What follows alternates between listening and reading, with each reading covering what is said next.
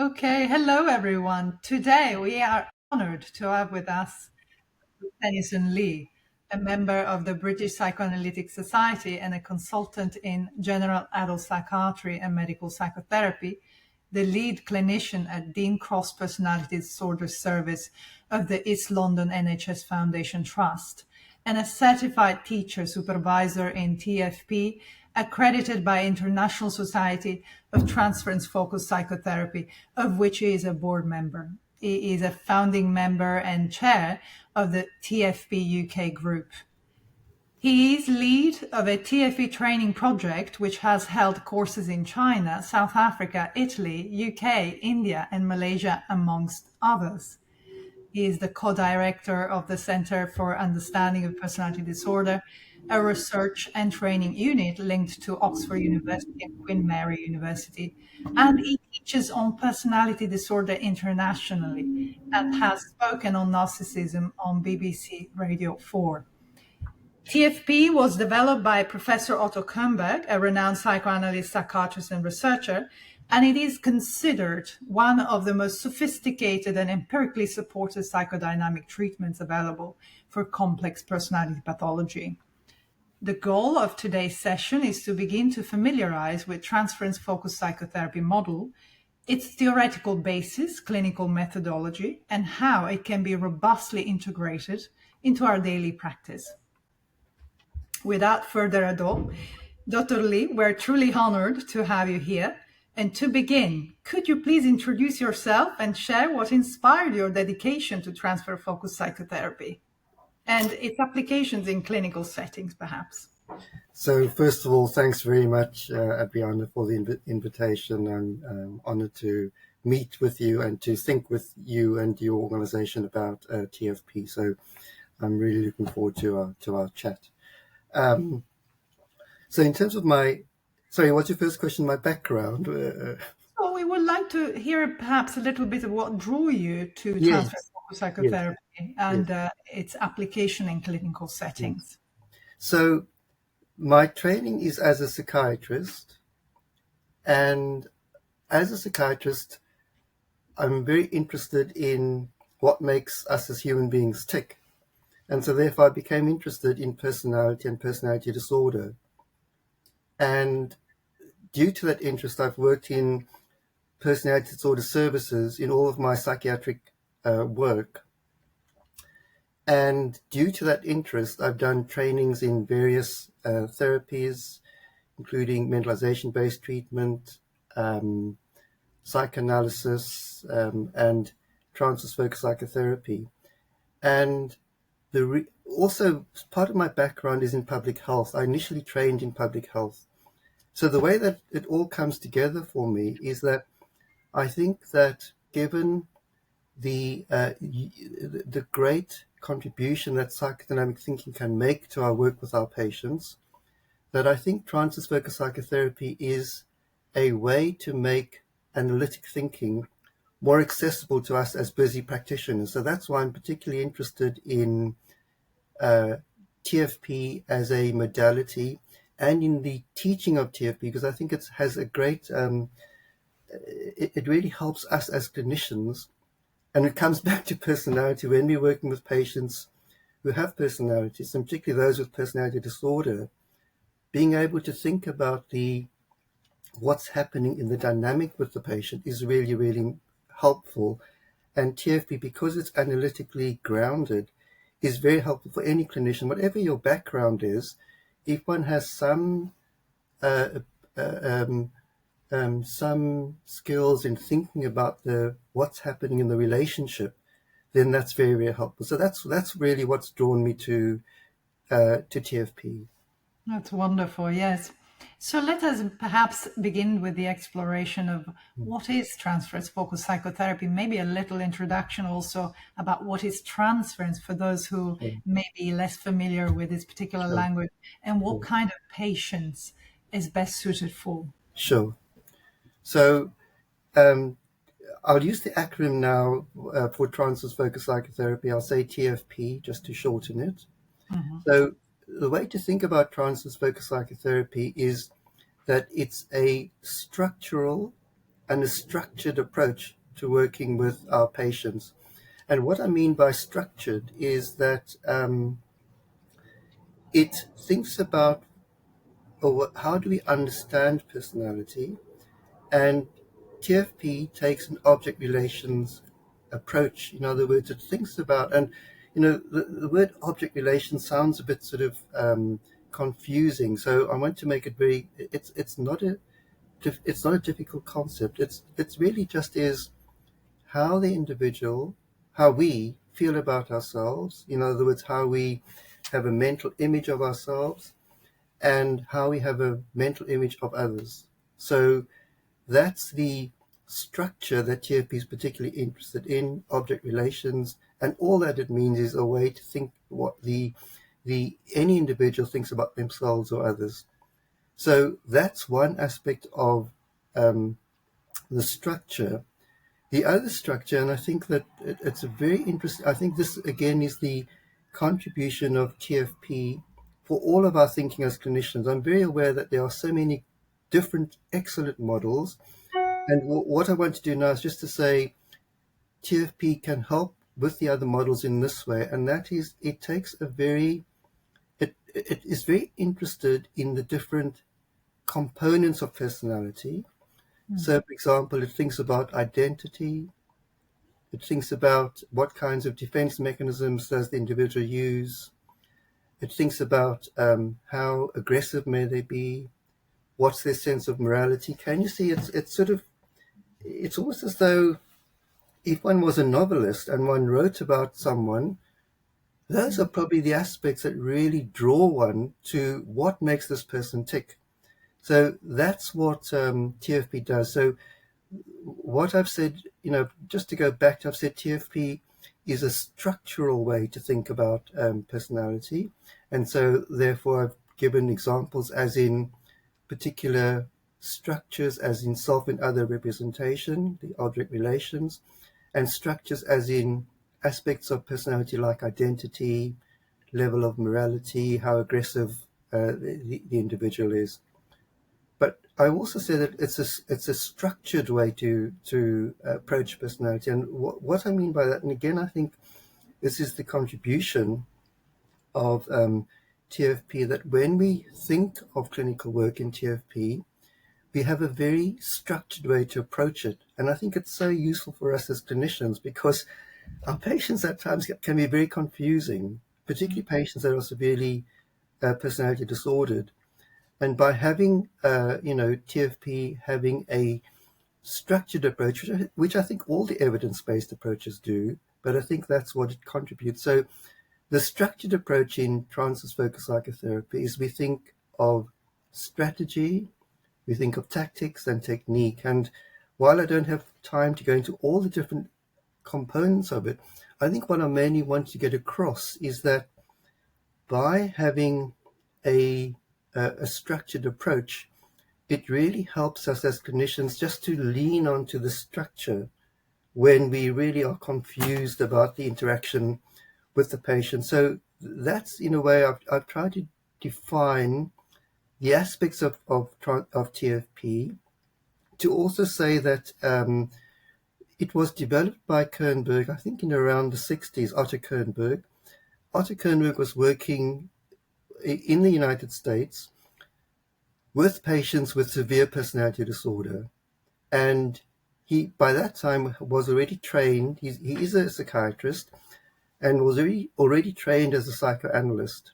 But the normal approach, classical psychoanalysis, wasn't working with these patients. So what Professor Kernberg did, which I think was, there's some brilliance in this, he said, while I'm committed to an analytic approach, what modifications do I need to do, which is still psychoanalysis, but which is appropriate for the patient group? I think that's for all of us as clinicians to have that flexibility to think, what adaptations do I need to make while I'm staying adherent to a particular treatment model? I think that really was commendable.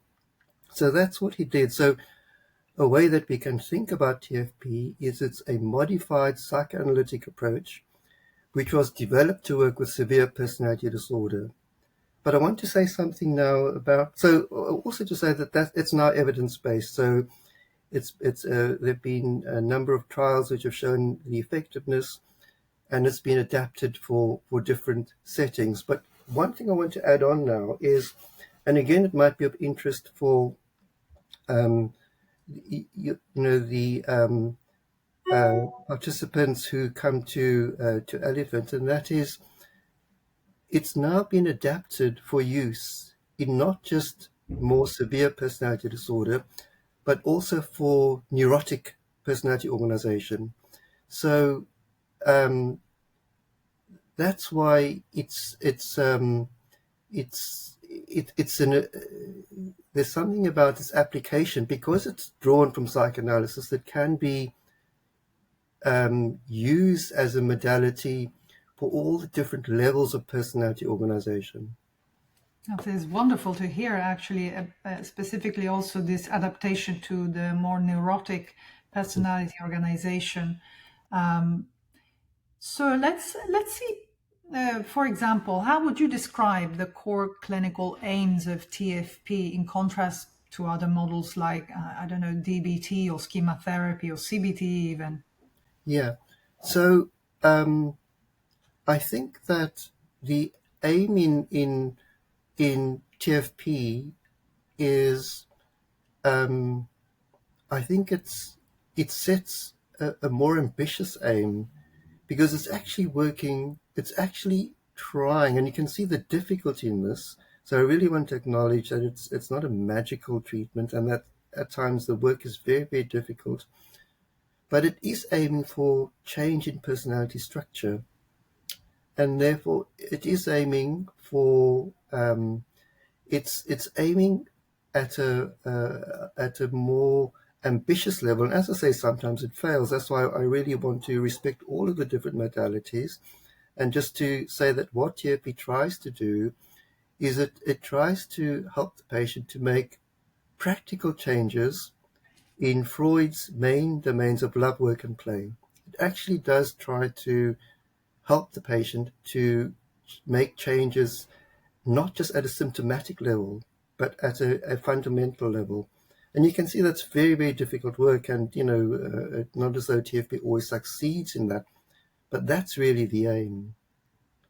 So you mentioned that sometimes it fails. What would that be a case? Do you have any example of a situation that when this would fail or wouldn't be effective? Yeah. So a way to think about TFP is that we think of the work in two main phases. The first phase, and if we think of patients with, I'm sure colleagues would be very mindful of our patients with borderline personality disorder who act out a lot. In other words, they replace thought or an emotion with a behavior. And of course, our patients in treatment will do exactly what they do in their lives. They act out a lot. So a patient that remains acting out throughout the course of treatment is probably one that is getting less from the therapy. In other words, the aim in therapy is, and it's something that I hope that we will get onto, it's through the setting, the clear setting of the treatment frame, that one tries to help the patient to act out less. And by acting out less, in other words, that there's less time spent on worrying about the patient's self-harm or their harmful drinking, but actually getting on to the main underlying problems rather than the more symptomatic presentation. In other words, what's driving the self-harm or the drinking? So if, and that's why I'm saying it doesn't always work. But if we can manage to control some of the acting out, so that we can get onto deeper areas of difficulty with the patient, then the patient is more likely to be benefiting from the intervention. The other aspect that I think we as clinicians will also be very mindful of is which are the patients who are the most difficult to treat. And I think we would most of us would agree it's patients with narcissism. So again, I think TFP has spent a lot of time on thinking of the approach to narcissism, and I think it's one of the more developed approach, of the evidence-based. Well, by the way, there's no evidence base for the treatment of narcissism. I don't want to make any claims that we've shown effectiveness of treatment, but in TFP we've done a lot of thinking about how one works with patients with narcissism. But in answer to your question, I think it's those patients that particularly TFP, as all different treatments, really struggle with in terms of being effective in treatment. It's such a difficult condition. Yes, absolutely. Yes. And that's why we need more robust training, more and more. Yes. So, how is the case conceptualized and formulated in TFP? And how does that guide the treatment planning and the therapist's stance? So, maybe I can give an example just to flesh it out a bit. A patient that I always use as sort of a way to think about our borderline patients is a patient who I give the fictional name of Nina to. So Nina is a 34-year-old woman who has a way of thinking about herself where she feels she's never understood, people are not interested in her, and that actually people are out to, in some ways, exploit her. Now, she then, I suppose a shorthand way is that she often feels that she is a victim and that others bully or sort of persecute her in some way. And just to bring in a more analytic aspect, Nina's history is of having a mother who entirely neglected her. And in fact, Nina was abused sexually by the mother's then partner. And when Nina was brave enough to say to the mother this was happening, the mother completely discounted it.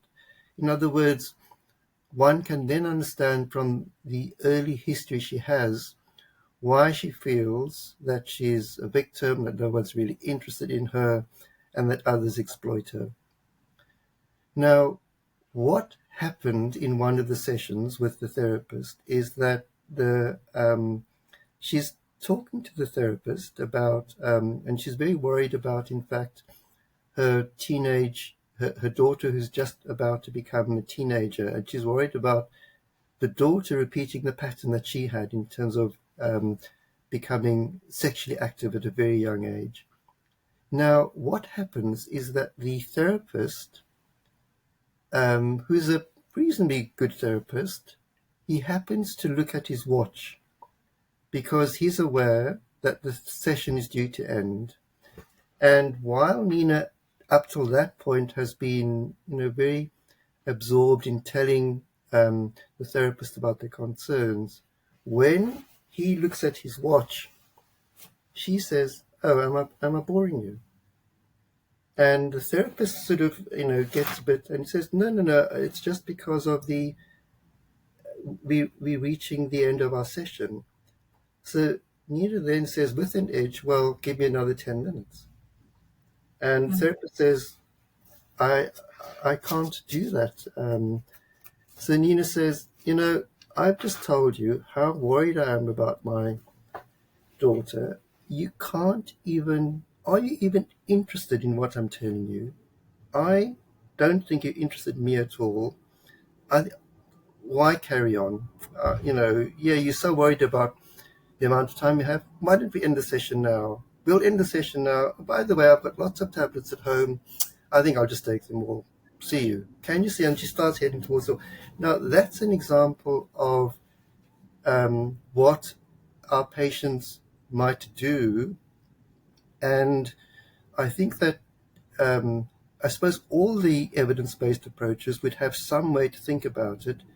and TFP would have a way to start thinking about that as well. So that's an example of what might happen. So I would think that your next question might be, well, what would TFP do about that? What might be a TFP intervention? And also, how does the clinician manages the countertransference and stay Absolutely, sane in a way, right? absolutely. No, I think your question now is exactly it goes to the heart of it, because we could all think, as empathizing with the clinician, that clinician feels, oh my word, have I just done the most terrible thing? Am I being in fact cruel? Have I missed something? Is she right? Can you see they would feel worried that they've done something wrong? And then they might also feel a split second later, actually, I'm feeling really annoyed now. What's going to happen in terms of if this patient overdoses? What's my managing? And can you see there's a whole range of emotions that the therapist has? And if the therapist can then, exactly your point, just take one step aside and say, this is what I'm feeling. I'm feeling very worried, very victimized, and very angry. Then if the therapist can think, this is not what I felt a second ago. I'm feeling it all now. Therapists might then think, this is an affect which has been projected into me. And actually, it's the experience of the patient. That's what she's feeling at present. She's been neglected because I've said it's time to end. And she's allowing me a very rich experience of what she's feeling. Now, once the therapist can start realizing that's what's happening, it just gives us just that bit of extra oxygen, a bit extra space to think and to feel less embattled by what the patient's just done. So I think your point about, going straight to the countertransference, I think is exactly what's useful about thinking in this way. Yes, absolutely. And my goodness, how helpful that is, really. Mm, mm, And one of the core themes of TFP is this notion of identity diffusion. mm, Perhaps you could expand a little bit on what it means and how it can manifest clinically mm. in our sessions with our clients. So I think that's a very important point. And in fact, what you've identified is the key concept around which Otto Kernberg developed his thinking around borderline personality disorder and borderline personality organization. And that is that the individual has very split ways in which he views the world. And it's either all positive, or with our patients, usually it's all negative. And so all of the feelings about oneself or about the other might be, if it's all negative, might be, self-representation, I'm the victim, or self-representation that, I'm not, I'm ugly, or self-representation of, my feelings are bad. Can you see? It's all on the one side. Mm-hmm. Whereas someone that's, the other side of it would be, and again, this is what our borderline patients do, that they might get into a relationship where they think, their view of themselves is, I am someone who's perfectly loved by the other.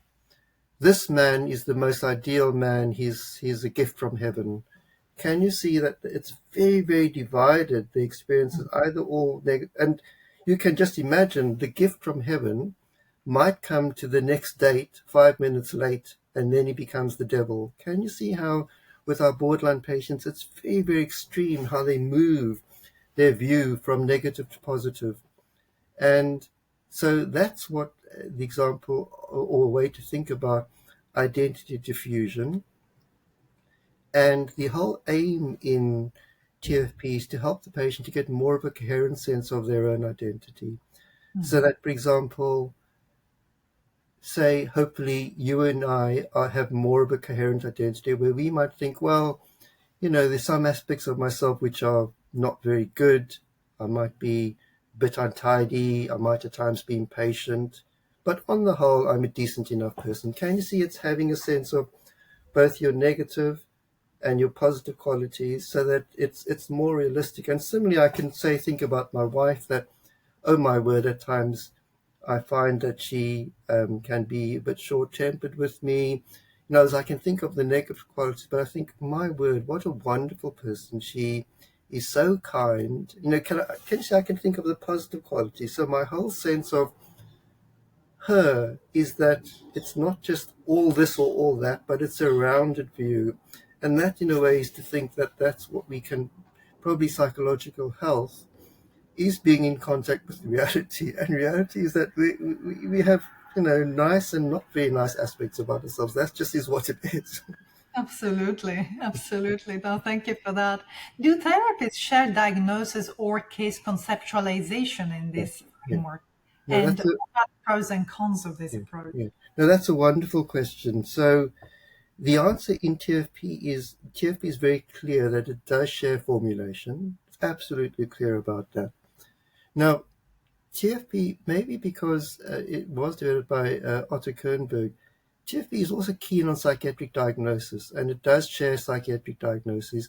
Now, I think that is an issue with some clinicians who might not be trained as psychiatrists. So what I'm saying is, it's just to acknowledge that that's what TFP does, but of course there are practicalities in terms of that aspect. So my answer is yes, absolutely. We would share, all of us, whether we are psychiatrists or non-medics, we would share formulation. If there's confidence about the ability to diagnose, for example, borderline personality disorder, we would share that as well. We would say, based on, and by the way, when I say this, there's a whole skill to how one discloses diagnosis. I'm not going into that aspect. I'm not saying how one does it in a tactful, kindly, gentle, stepped manner. I'm not going into that. But one would share the diagnosis of borderline personality disorder. But the reason why I think that the question you're asking is such a good one is, when it comes to the question of sharing the diagnosis of narcissism, that's Mhm. a whole different story. Oh, And that we could think probably the New York group have done the longest thinking. So this is Otto Kernberg's group in New York. They've done thinking for the longest time on TFP. And in the most recent text on TFP for narcissism, of which the first author is Diana Diamond, they don't come out on a line about whether one does or doesn't share the diagnosis. The psychiatric, they would share the formulation, but whether they, in the formulation, use the word narcissism and whether they share the psychiatric diagnosis, they say that is open to the individual situation. They don't make an overall recommendation. And I think it makes absolute sense from experience of my service. I have first-hand and at times painful experience of what might happen if the diagnosis is shared and what patients might then, how they might find it pejorative, even more so, and it's understandable, than borderline personality disorder, and how they may then want to complain about the way that they're being seen. So I think it's a very important point that you're raising, and So just to say, yes, TFP is quite strong on sharing diagnosis and formulation, but when it comes to narcissism, it says, well, it depends. yes, okay, I understand that. And what would be the benefit of sharing? Why does TFP believe it could be beneficial to actually share the diagnosis? Um, do you mean formulation or diagnosis? Maybe the diagnosis, Yeah, which can come across as more pejorative or, yeah, like yeah. trigger quite a lot of shame or defectiveness Yeah. in. the patient or stigmatizing? Um, I'm not sure that I've ever seen the rationale behind it. I think it might be partly based on just the whole um, ethos, and maybe based on Otto Kernberg's personality. I think Otto Kernberg um, is, I think, well, actually, let me not base it on personality even, let me base it on theory. Mm-hmm. That TFP, different to some of the other evidence-based approaches, is a conflict-based approach that thinks that a way to understand pathology or the patient's difficulty is due to different drives that they have and how they manage those drives. Due to that, I think it does take a more, and when I say this, I want to be very careful. I want to say it takes a more direct approach, but by that, I don't want to give the impression that it's therefore an unkind approach, but it is more direct. And therefore, within that, I think it would be within the ethos of TFP that if they feel that there's some knowledge that the therapist has, then I think the ethos would be, I would want to share that with you. This is my view, and I want to share it. And then the TFP therapist would be very interested in if the patient says, oh, so now you're judging me, or oh, I don't like that. Why did you say that? Then you're in the transference, and then you can think of what might be happening if the patient has become angry with you. Okay, so I'm just thinking of those aspects about the sharing of diagnosis. One could think, for example, that for those patients that are able to have a strong enough therapeutic alliance with the clinician and they're able to take in this feedback and hold it without acting out, that it could potentially speed up the therapeutic process because at least there is clarity about what's really Yeah, going on, and then also this approach of transparency, which is yeah, quite refreshing. yeah. I think that's a very good point. And in a way, you see, I would discuss formulation and diagnosis more towards the end of an assessment, Mm-hmm. by which stage I would hope that there's some sense of moving towards an agreed way to work together. So I think that's very important. And then the other point that you're making me think is that by the time I share, or at the time when I share formulation and diagnosis, I am still assessing the patient. I'm not offering the treatment yet. In other words, it's almost like a probe interpretation. I'm saying at this point, I think I've got enough of an understanding and I would like to share it with you. Would you like to hear what I'm thinking? Patient says yes. Then I would say what I'm thinking, and then I'd say, what are your thoughts about it? Can you see that in this way, although I'm reaching the end of the assessment, I haven't signed it off? Because if the patient says, no way, you must be completely mad to think I'd even let you make that diagnosis, then I know that there's something which needs to be worked out still before we can proceed. Can you see that? I think Yeah, it's an important no, point. absolutely. Okay, now moving on to the conceptualization of the patient psychic landscape, how would it differentiate, be different from schema therapy or internal family system, the, let's say, conceptualization of the psychic landscape of the patient? Now, because I'm not that familiar with the other approaches, my answer might be limited by that.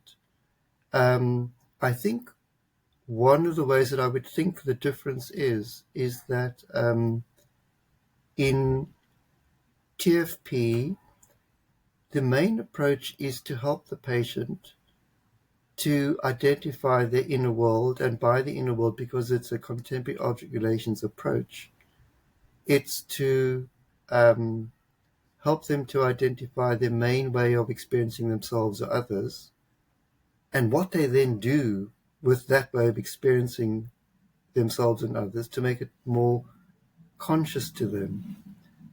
And to, I think that a bit earlier on in our conversation, you were saying to think about the transference, and in a way, I think that this links in with that question, because how the patient feels about themselves or others will come out in how they're relating to you as the therapist.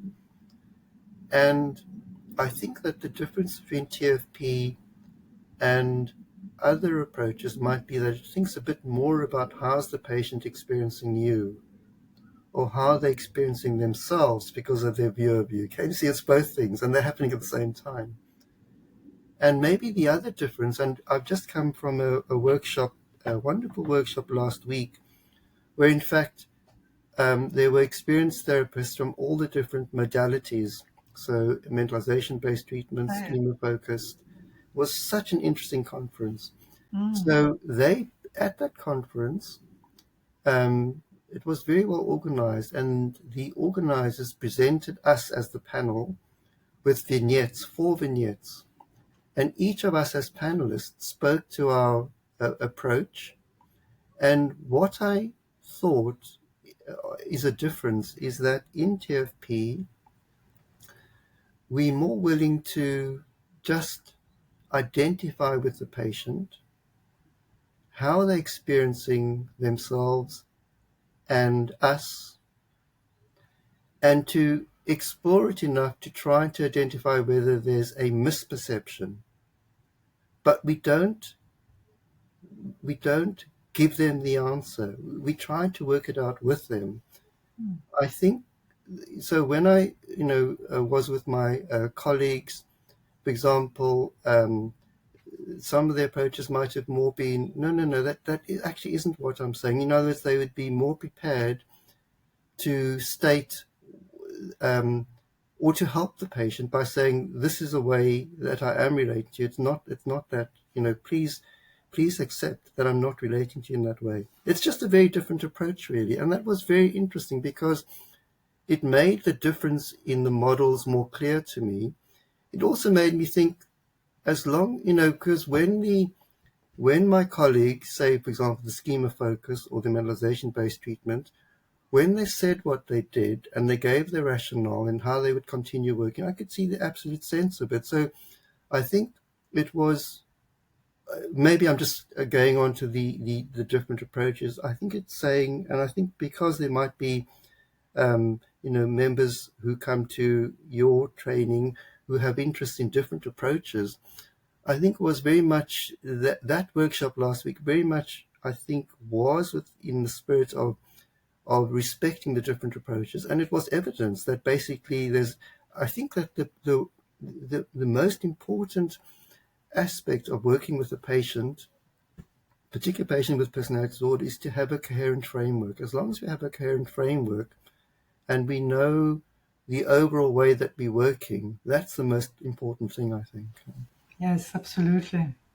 That goes also for the idea of sharing a diagnosis in a very caring, empathetic way, so that we can contextualize this. This is not because you're Absolutely. defective, but it's, you went through Absolutely. quite a lot growing up, and the result is that you Absolutely. develop this defense mechanism that constellating this personality presentation type. Yes. Yes. So we talked a little bit about countertransference. Well, I'd like to go back a little bit there. So one thing that we mention is really to be aware of what's injected into the clinician. What other thoughts do you have about therapists managing intense countertransfer or projective identification in the room, Yeah. and thereby being able to take care of themselves, aside from obvious supervision, which is Yeah. obviously always vital? Yeah. Well, maybe there's something that we should just think about ourselves. Why do we choose this profession? In other words, I think the reason why we choose it is that there's something about us which wants to heal or to help. And I think there's something then about the my sense, and I'd be interested in what you think, Adriana, but my sense is if one wants to heal or help, one is then quite prone to feeling guilty if one isn't managing that. So I think it's just realizing that we would be quite sensitive to feeling guilty, and just realizing that about ourselves and about our personalities and why we chose this profession. I think I'm more saying is that we don't feel so guilty. And it goes back to actually, colleagues, if we're working with someone with a moderate to severe personality disorder, I think what we should think is the way that the patient has been baked in from, I would say, from infancy, really. It's a very long time that the patient's been doing what they do. And if we can just think that it's a very long time, in other words, what we're working with in personality is procedural memory. It's just automatic. It's just That's correct. reflexive, not reflective, but reflexive. It's just the patient, or we just do.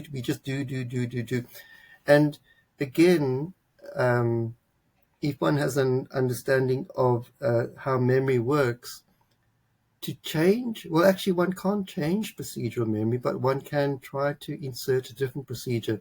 That takes a long time. It's very difficult work. If we just accept that, then maybe that will make us less hard and harsh on ourselves in terms of, your question about the countertransference, and we hopefully feel less guilty about that. And this approach seems to be quite relational, so it's very implicit in its way of rescripting, shall we say, past the scripts of Yes, relational dyadics, yes, relational patterns. absolutely, Yeah, yeah, absolutely, yeah. that's absolutely true. So, and I can, in answer to your question earlier, I can definitely agree with you that I would say we get into this a profession either to help or to heal, and that we often, including myself, are riddled with guilt. There we are. Okay, and so what would be a typical TFP session? How would that look like? And especially maybe with clients more with narcissistic personality. Yeah, I was supervising a colleague this morning, actually, um, and it was such an interesting session because she's worked with this patient now for a long time, and this patient does have a problem with narcissism. Now, what this patient was saying, he was giving quite a long account of the fact that, and he's an ambitious young man, and he wants to advance in his teaching career, and he's already quite well placed for his age, but he thought he's not progressing enough. So he wrote to a senior, wanting support from the senior to progress him to the next level. And he, in the session, told the therapist, this is what the senior said to me. And what the senior said is, I feel very privileged to have been part of your training or your teaching career. And I feel very supportive. And in fact, I feel very heartened by the progress you are making. Now, the patient says it to the therapist, and there's some emotion in this, and it goes back to an earlier point that we made. So we can think in the supervision group, there's some progress. This narcissistic man can actually say something which is of importance to him, and he says it to the therapist with meaning. So can you see, we're already getting that data just from Yeah. the way the patient's talking about it. Then the therapist, then he wants to go on, and the therapist intervenes. Now, the reason I'm saying this is that's an example of TFP where if the therapist thinks there's something important, different to maybe some analytic approaches, therapist doesn't let the patient just talk. They will come in at times. And I'm not saying we interrupt all the time, but in therapy, the therapist is prepared to be active. Now, what the therapist said is, what I'm thinking is that you have told me about this.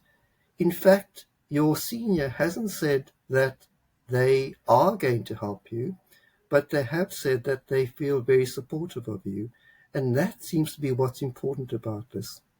And the patient sort of thinks about it and says, yes, that is what's important. Then the therapist goes on to say, that's something that we have thought about you, that for you, it's very important to be thought of as being, and she said it in a way which wasn't diminished, but to be good, to be seen as the good boy, and to get approval from your from your people that you respect. And he says yes. Then she said, so there's sometimes spent, so I don't want to give a sense that she just moves too quickly. So there's sometimes spent, and there's some sense of him feeling understood, and there's some quietness to this. And then the therapist said, what I'm thinking now is that sometimes you feel a bit irritated with me that you have to travel for an hour to come across the city to see me. And it may be because you feel you have to be good with me, and actually at times you resent that. Now, and again, he could take that in. Now, what I'm saying is that's an example of a TFP session where the patient is saying things which are of emotional importance. It's not in the transference, but the therapist tracks it because it seems important, that in the whole sense about his career progression. But she links it to her understanding and the shared understanding of the formulation.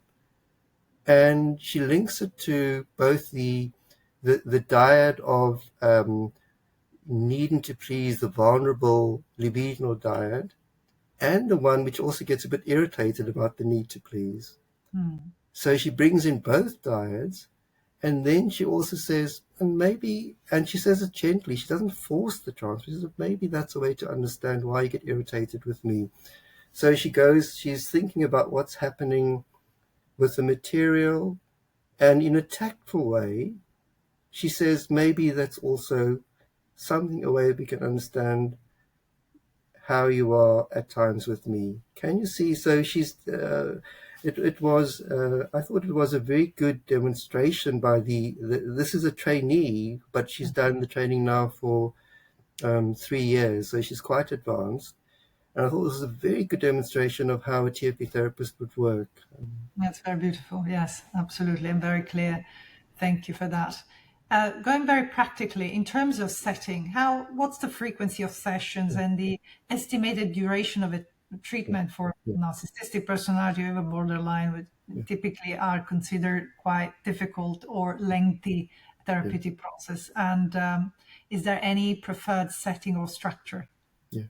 So again, I think it's a very relevant question. So, TFP is developed by the New York group who work in both public and private settings as a group. So Otto Kernberg's group work in both public and private. And they very clearly say in the therapy, in the guidelines, it is a minimum of 2 times a week. It can be 3 times a week, but it's a minimum of 2 times a week. Now, I think that that's important because they are saying it's not 5 times a week, because that's psychoanalysis. And I think that the treatment, the approach is different. But they are saying a minimum of 2 times a week. Now, there's been a very interesting tension between Europe and the United States about this. So we in Europe say, but a lot of our work is in the public sector, and we cannot, if we want to keep psychodynamic psychotherapy alive in the public sector, we need to also be able to offer 1 times a week.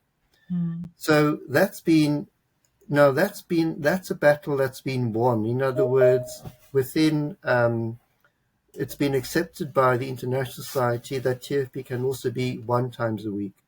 And I personally feel that that's the correct decision, but I absolutely respect why Kernberg was very reluctant to think about it in that way, because it isn't it isn't, and I feel quite deeply it is, if it's practiced correctly, it is an analytic treatment, and it's more demanding to do a psychodynamic psychotherapy 1 times a week. I can see why Otto Kernberg was so, so keen that it's 2 times a week. So that's about the intensity.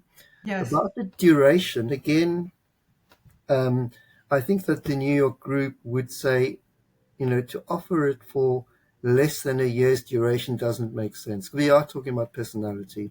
Of course. I think in reality that their treatments would go on for longer than a year.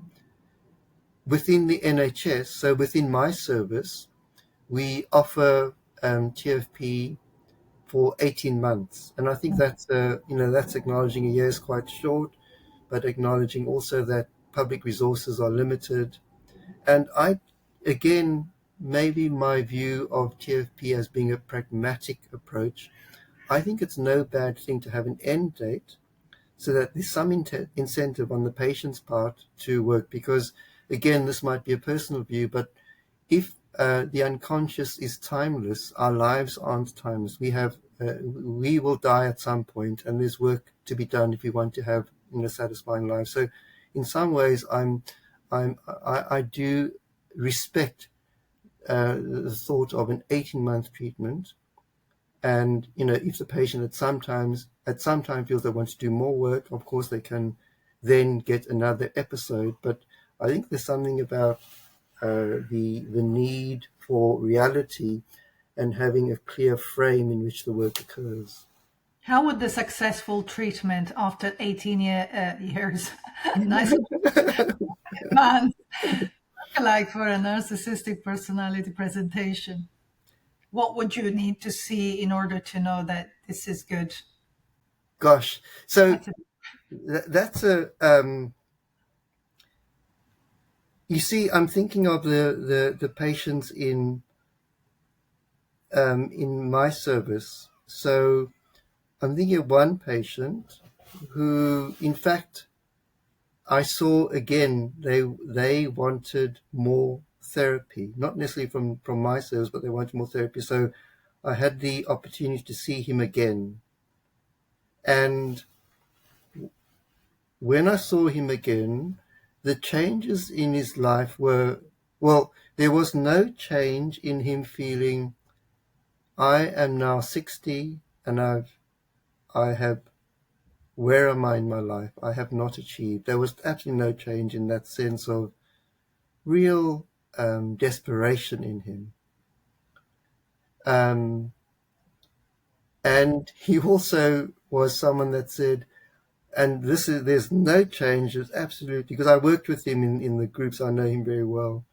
He said in this meeting, as he said before, why can't people just listen to me? I'm always right. So he hadn't changed in that way. But what what had happened in the time is that when we saw him, when we treated him, he started a relationship, and I was very pleased to hear that he was still in that relationship. In other words, I think that part of the intervention allowed him to have some sense that he can be very difficult and opinionated, and allowed him to just be a bit less in the relationship. So I thought, that is wonderful that a very, very narcissistic man is still in a relationship, and he was able to say, I think she's a good person for me. Without her, I think I would really not be managing well. So that was the one aspect. Acknowledges need for dependency, finally. Yes, absolutely. That aspect, because he just could not, he was so dismissive of her,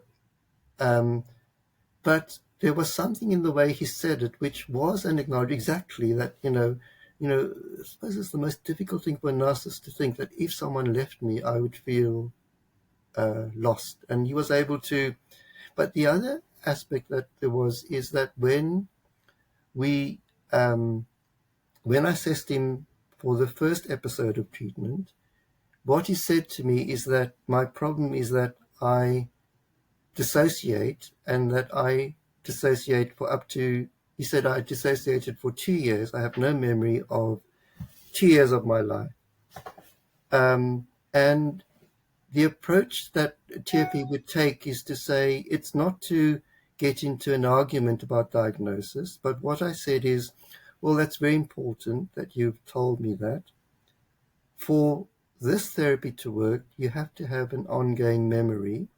So if it happens that you dissociate so much that you forget to come, or that you say you have no memory of previous sessions, then we will mutually agree that the therapy isn't working and we'll discharge you. Can you see that I didn't get into a debate about, yes, there is dissociative identity disorder, or yes, you do have a dissociative disorder. I just went to the frame, in other words, the way that we would work together. So in the course of the treatment, he then didn't have any extended period of dissociation. And when I saw him again this time, he said that he has periods of dissociation which last for a maximum of 3 hours. What I'm saying is there was something about just the direct way of TFP working, which I think helped him with that, what I think was a defense on his part to go into that way of relating, which is, I just can't remember anything. So can you see that when I say this, in some ways it's quite limited success, but in some ways it's not that bad, that he still is in a relationship and he dissociates less. And I would regard that as, and he still would meet all the criteria for narcissism, but at least there's some aspects to his life which is a bit better. It's more contained. Let's assume he proceeded with therapy on his own volition. Let's say he would have probably been able to change further. Yes. Yes, absolutely. I'm aware of the time, and you're being so generous today with us. But one last question. For those interested in becoming fully certified in TFP, what does the training path look like? Yes. So it's attending a foundation course in Transference-Focused Psychotherapy. And the total amount of time for that is 67 hours. So what that usually, how, different courses do it differently, but the ones that I've been most involved in have done it in quite a compressed time. So in other words, we've done it in a set of 3 days, and then another 3 days, which gets in 42 hours, and then a top-up training.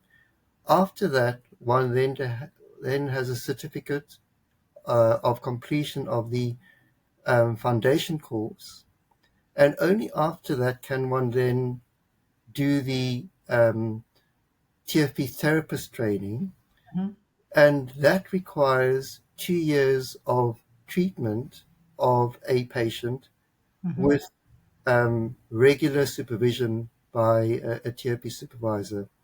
So that's really, and then also to say that it would then need an examination to be certified as a TFP therapist. Okay, wonderful. So, and we will be inviting you for the first 3 days basic training coming up soon for our audience who are interested. You can all look onto the website or reach out directly to our team at training@elephant.com.sg. Dr. Lee, it has been inspirational to speak with you, to say the least. This was very, very rich and insightful conversation. I thank you so much for your time and your dedication to this beautiful work that you do, really. I truly thank you from my heart. Thank you very much. Very much enjoyed just speaking to you, and thanks for these very interesting questions for me as a clinician. So thank you for the invitation. And we look forward to the training. Thank you so much. Bye bye then. Bye bye.